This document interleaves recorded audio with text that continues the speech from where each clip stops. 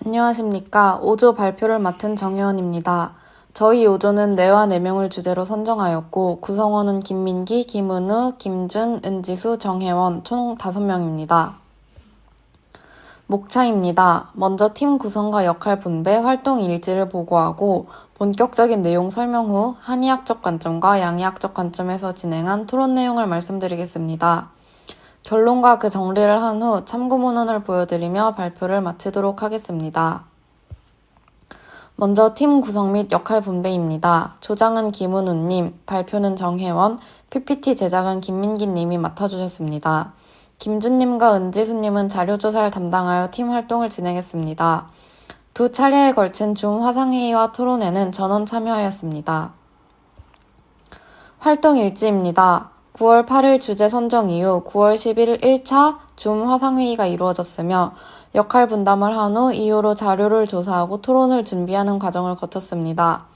이 과정에서 카카오톡 등 미디어를 통한 소통이 이루어졌으며 10월 30일 2차 줌 화상회의에서 팀 내 토론을 진행하였고 결과 정리 및 발표 자료 제작 후 11월 6일 발표를 마쳤습니다.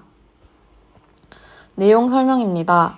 초기 전통 한의학에서는 심장이 인체의 군주와도 같다는 군주지관, 심장은 신명이 나오는 기관이라는 신명출 등을 통해 심장의 정신활동을 주관한다고 주장했습니다. 이는 당시 심정지를 죽음으로 보았기 때문이며 즉 심장의 중요성이 강조되었기 때문입니다. 특히 원전 중 높은 권위를 가진 황제내경에서는 심자 군주지관 신명출원, 심은 군주지관이며 신명이 나오는 곳이다. 심장신, 심이 신을 저장한다. 심자 오장육부지 대주야며 정신지 부사야 기장견고 사불능용야, 즉 심이 오장육부의 주인이며 정신이 머무는 곳이고 견고하여 사기가 담길 수 없다 라고 말하며 심이 정신활동에 기여한다는 내용을 서술했습니다. 하지만 황제내경에서 또한 뇌는 골수가 모이는 곳이며 기양지부, 즉 뇌, 수, 골, 맥, 담, 여자포가 지기에 의해 만들어진 것이라고 말하며 뇌의 해부학적 위치와 더불어 뇌와 골수의 연관성에 대해 서술하기도 했습니다. 이를 통해 한의학에서도 뇌에 대한 관심이 계속되었음을 알 수 있습니다. 한의학에서는 뇌와 임상을 연결짓기도 하였는데 동의보감에는 뇌가 흘러나와 눈물, 콧물이 된다. 그리고 모든 수가 다 뇌에 속하여 있으며 위로는 뇌에서부터 아래로는 미정골에 이르기까지 모두 전기와 수가 오르내린 통로로 되어 있다.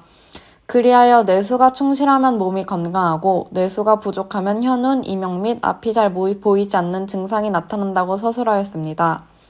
이와 같이 동의보감에는 뇌를 임상적인 측면에서 정신활동과 연관지어 바라본 내용이 서술되었습니다. 초기 한의학 원전에서 정신활동을 심과 연관지어 살핀 것과는 다르게 학자들은 뇌와 정신활동을 크게 연관짓기도 했습니다. 중의사 왕항은 본초비호의 금인매역왕사 필패목상징의사색지는 차, 즉, 응, 신, 운해지의야, 즉 사람이 지난 일에 대해 기억할 때 반드시 눈을 감고 생각에 잠기는 것은 신을 뇌에 응습하여 기억해내려 하기 때문이다 라고 서술하여 사고의 과정에 뇌를 개입시켰고 이 시즌은 본초 강목에 뇌의 원신 지부라 서술하여 뇌는 원신이 거하는 곳이라는 뜻을 밝혔습니다. 이는 정신활동과 뇌의 관련성을 인정한 것이라 볼 수 있습니다. 또한 근대 임상의학자 장석수는 개신명지체장운회, 신명호용발오심, 즉 신명의 형체는 뇌에 저장되어 있고 신명의 기능은 심장에서 발휘된다라고 하였으며 왕사웅은 뇌의 주제, 가고동작지, 동일신지영제뇌, 뇌는 총지휘자로서 의식과 동작을 명령하고 일신의 영이 모두 뇌에 있다고 해석하여 뇌가 신명의 본체이며 의식 사유 활동의 물질 구조인 것을 인정하였습니다. 한의학에서와는 달리 양의학에서는 뇌를 원자적 관점에서 분석하고 뇌의 구간을 나누어 인체의 각 기능을 기속시킴으로써 뇌를 인체 전반의 생체대사를 통제하고 조작하는 가장 중요한 장기로 보았습니다. 특히 뇌종양, 뇌경색과 같은 뇌과질환과 소아마비, 실어증, 고어증 같은 정신질환을 모두 뇌의 문제로 규정하고 나아가 안면장애, 하반신 마비 등 한의학에서 뇌와 연관짓지 않는 병들 역시 뇌신경상의 문제로 포괄하여 이해함으로써 뇌가 모든 신경, 정신활동을 담당하는 장기라고 설명합니다.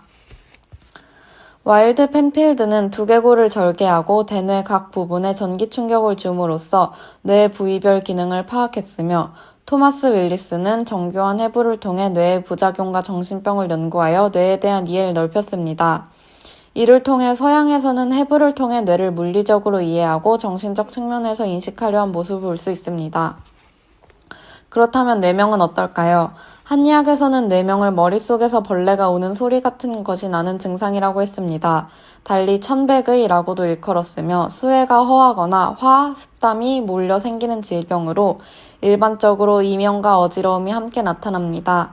이때 이명은 귀에서 들리는 소음에 대한 주관적 느낌, 즉 외부로부터의 청각적 자극이 없는 상황에서 소리가 들린다고 느끼는 상태를 의미합니다.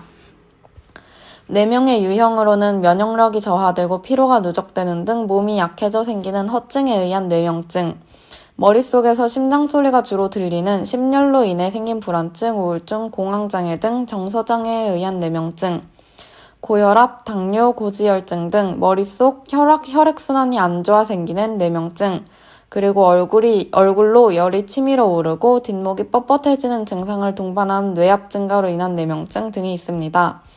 마지막으로 인체 순환이 저하되어 아랫배와 손발이 차고 열이 얼굴 쪽으로 치밀어 올라 결과적으로 뇌압이 증가되어 뇌명증이 생기기도 합니다. 양의학에서는 뇌명이란 질병은 존재하지 않습니다. 다만 이명을 이비인후과 질환에 동반되는 하나의 증상으로 보고 외부의 소리 자극이 없는데도 귀 속 혹은 머릿속에서 소리를 느끼는 현상으로 정의합니다. 이명의 유형은 청각성과 비청각성으로 나뉘는데 청각성 이명은 청각기관 자체에서 생기는 것으로 노인성 난청, 소음성 난청, 그리고 기타 원인 미상의 감각신경성 난청, 그리고 만성 중이염 등에 동반되는 이명 현상을 나타냅니다. 비청각성 이명은 근육, 혈관 등 청각기관 주위 구조물에서 생겨 청각기관을 통해 느껴진 이명 현상으로 고혈압, 동맥경화, 근육의 경련 등이 원인이 됩니다. 토론 내용입니다.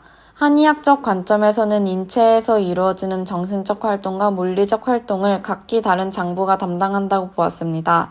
즉, 정신활동을 주관하는 것은 심이고 그 외 인체의 활동은 뇌가 주관한다고 본 것입니다. 하지만 정신활동에 한하여 심과 뇌가 상호작용한다는 점이 독특했습니다.